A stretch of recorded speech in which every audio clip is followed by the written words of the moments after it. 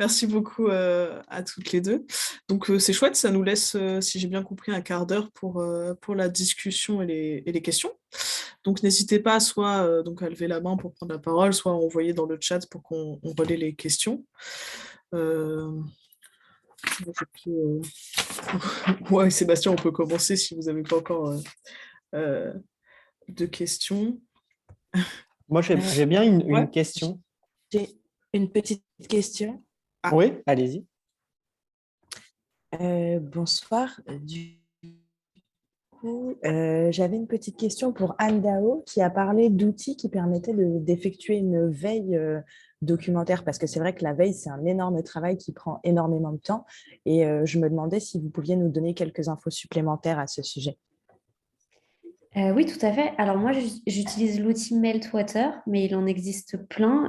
Tous les outils ont des fonctionnalités, des points positifs et négatifs. Je crois que Meltwater, c'est celui qui aspire le plus de mentions. Ça veut dire qu'il a quasiment la totalité de ce qui se dit autour d'une marque, enfin autour d'une requête saisie.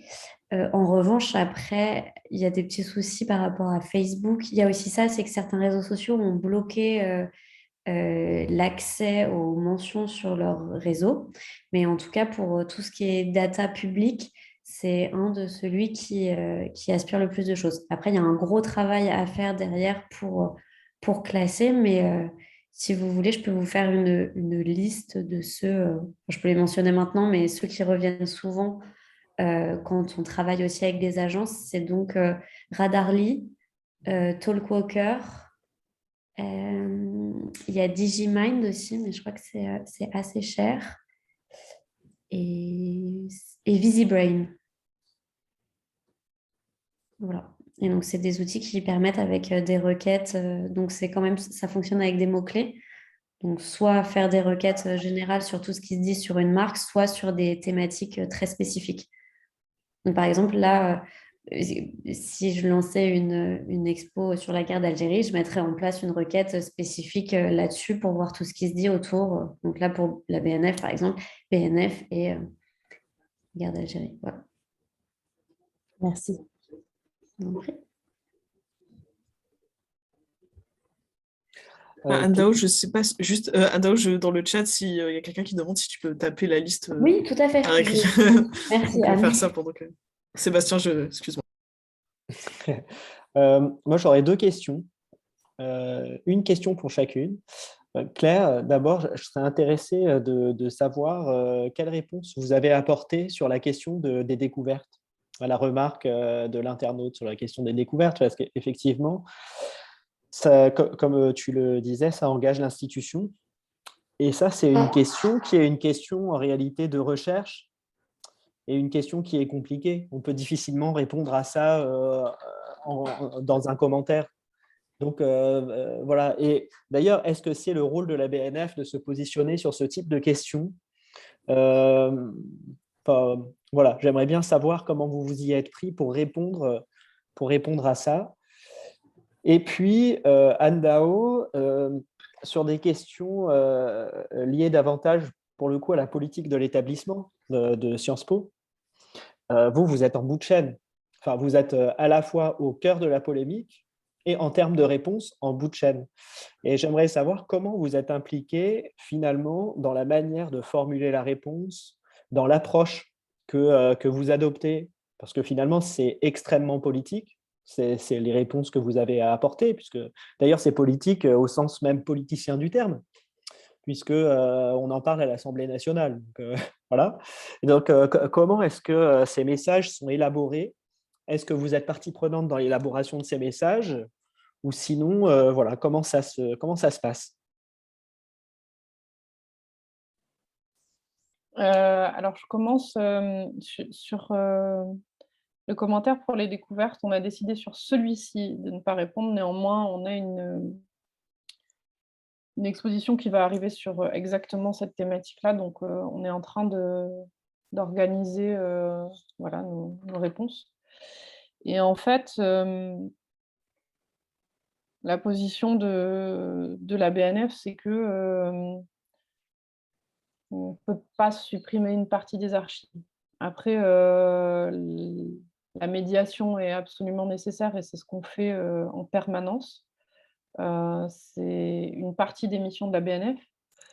Et par contre, effectivement, la question de savoir à quels commentaires on va répondre ou pas est assez complexe. Parfois, sur certains sujets, on écrit un article intégralement. En fait, on a une polémique, nous, qui revient tout le temps, qui est sur l'utilisation des gants blancs. Donc voilà, vous imaginez, je ne sais pas, la Bible de Gutenberg, qu'est-ce que vous faites pour tourner les pages? Vous prenez des gants blancs? Eh ben non, surtout pas. Voilà, donc il faut surtout pas des gants, parce qu'en fait, vous gardez de la sensibilité et c'est ce qui fait que vous risquez de déchirer des pages beaucoup, beaucoup plus facilement, en fait.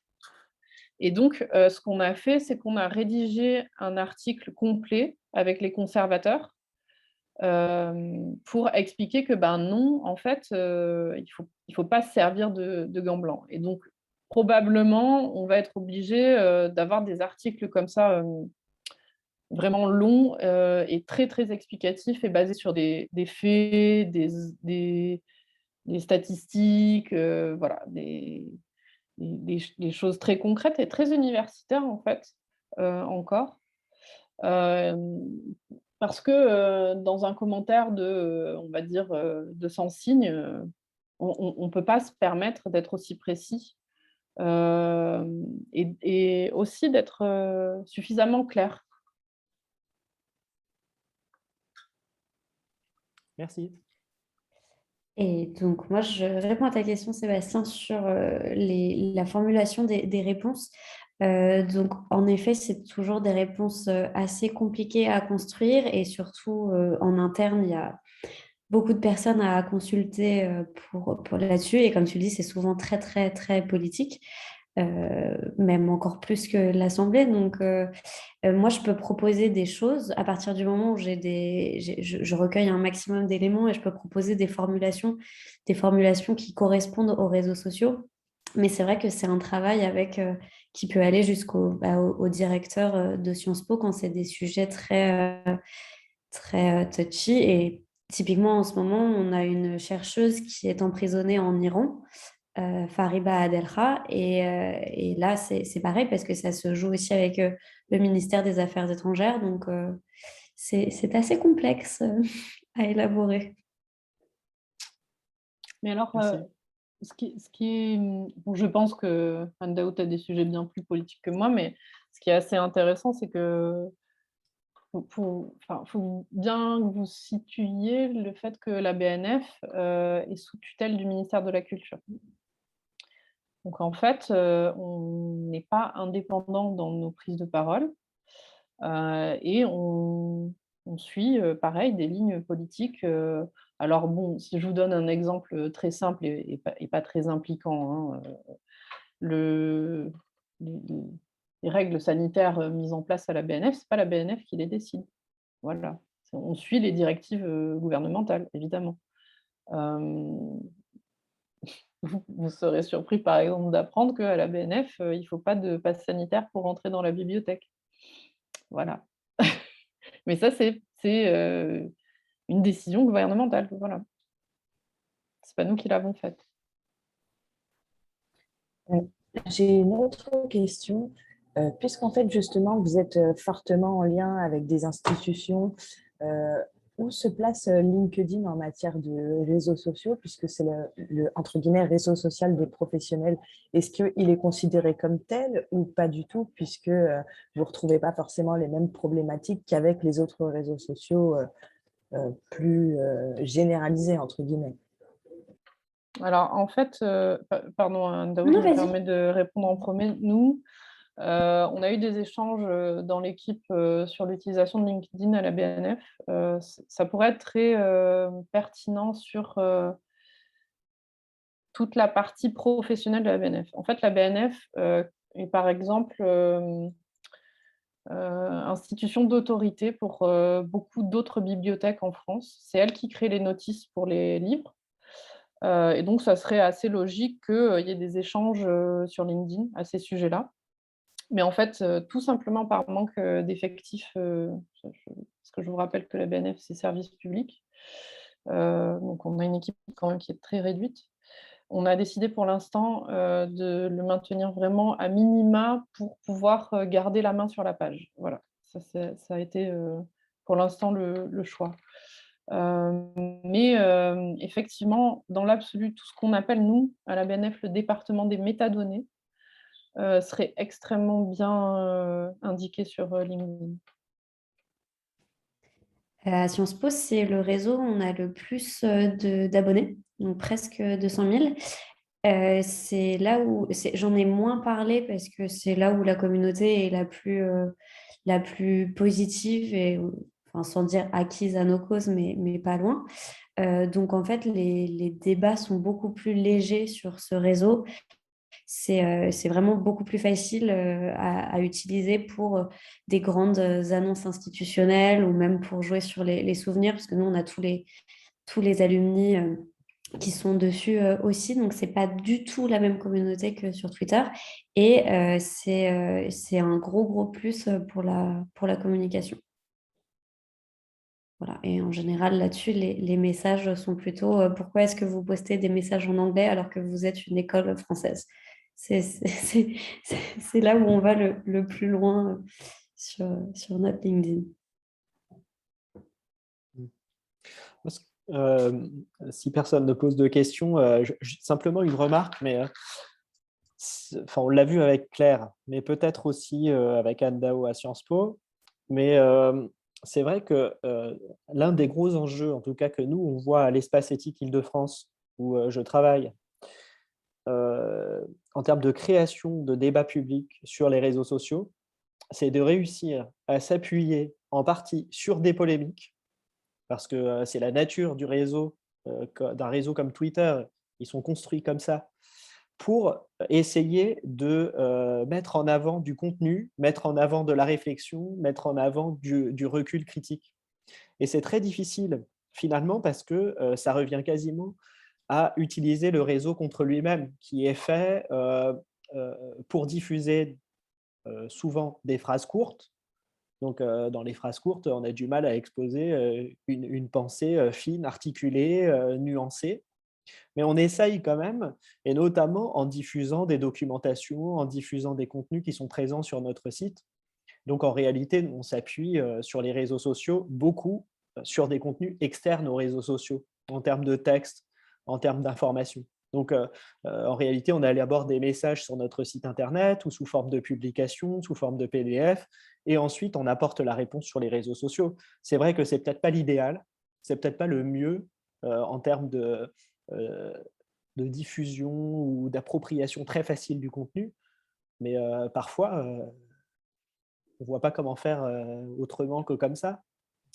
Alors, pardon, hein, Daoud, j'y vais. En fait, on a longtemps réfléchi un peu de cette façon-là. Et puis, on a pris le contre-pied en allant sur des publications beaucoup plus longues et beaucoup plus complexes, même sur Twitter, en fait. Et sur Twitter, quand on veut le faire, nous, on fait ce qu'on appelle des fils de tweets ou des threads. Et bon, je ne vais pas vous cacher que quand même, il y a des moments où quand on s'est lancé là-dessus, on s'est dit: «Ouh, on y va, ça va marcher. Est-ce que quelqu'un va nous lire? Est-ce que vraiment il y aura que, les petites dames là qui commentent, par, pur, pur bonheur de commentaires?» Mais en fait, on s'est rendu compte que, la communauté s'accroissait et était, de plus en plus bavarde avec, ces publications longues et nuancées. En fait, on s'est vraiment rendu compte le paysage, des réseaux sociaux, dans les institutions culturelles est pas simple. Vraiment, c'est assez difficile, heu, d'acquérir, des plus grosses communautés, et de les garder, en fait. Et on s'est rendu compte que, ce parti pris était vraiment payant, et que, et qu'en fait, on a, on va dire, de façon très, très classique, allez, 80 de gens qui ne disent rien, 15 de gens qui, sont plutôt positifs et qui nous le font savoir à la BNF, et 5 de gens qui sont négatifs. Donc, tu vois, je crois en fait que, en prenant des habitudes et en faisant vraiment un travail de fourmi et de construction petit à petit, ça porte ses fruits sur les réseaux sociaux, ouais. Merci beaucoup. J'aurais une question, s'il vous plaît, pour Anne Dao. Vous avez évoqué le terme d'ambassadeur tout à l'heure et ça m'intéresse. Pour le cas où vous ne produisiez pas de réponse en propre, mais que vous faisiez intervenir vos ambassadeurs, est-ce que c'est un dispositif que vous avez élaboré en amont sous forme de bridge, de coach, etc. Ou est-ce que ce sont des réactions spontanées parce que, en tant qu'appartenant à l'institution, ils se sentent tout aussi concernés que vous-même, si je puis dire, pour réagir? Alors, jusqu'à présent, c'était surtout des réactions spontanées. Mhm. Ça peut être moi qui envoie à certaines personnes, je vais prendre un exemple, par exemple, avant, Enrico Letta, l'ancien Premier ministre d'Italie, était doyen d'une de nos écoles. Donc, c'est quelqu'un qui a 500 000 personnes qui le suivent sur Twitter. Donc, forcément, quand il publie un message, ça a énormément d'impact. Finalement, plus d'impact que Sciences Po, qui en a presque 5 fois moins. Et donc, ce serait d'aller le chercher lui pour faire passer certains messages, mais de façon spontanée, sans forcément faire de brief. Mais par contre, quelque chose que j'aimerais mettre en place, c'est une vraie stratégie d'ambassadeur, justement pour les réponses face aux très grosses polémiques, et notamment celles qui atteignent les médias, en fait. Mais c'est un gros travail, en effet, à mettre en place. D'accord, je vous remercie. En fait, nous, à la BNF, on a donc des séries de conférences avec des conférenciers euh, complètement extérieurs, hein, bien sûr, ils ne sont pas rémunérés en tant que chercheurs pour la BNF. Certains si, mais c'est très rare. Et par contre, nous, on les implique en amont sur les sujets qui vont les concerner. Donc, ils sont toujours mentionnés, tagués. On se met d'accord avec eux sur qui commence la communication. Et effectivement, comme Anne Dao, j'ai pas d'exemple en tête là, pardon, mais quand on a des gros influenceurs qui prennent la parole, c'est toujours très bénéfique, quoi, évidemment.